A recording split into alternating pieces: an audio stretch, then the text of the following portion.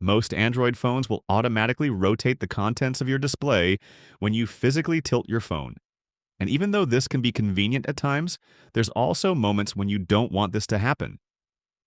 To prevent your screen from rotating, swipe down from the top right corner of your screen to open the quick settings.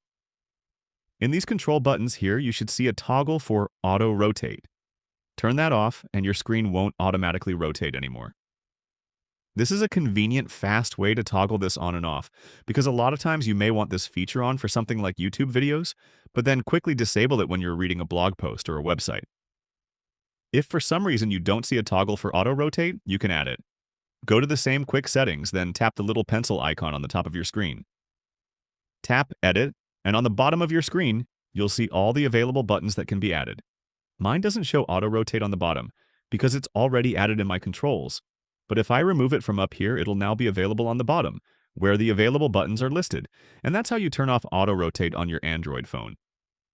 Leave a comment if you have any questions, and check out my Android playlist for more quick and easy guides like this. Thanks all, until next time.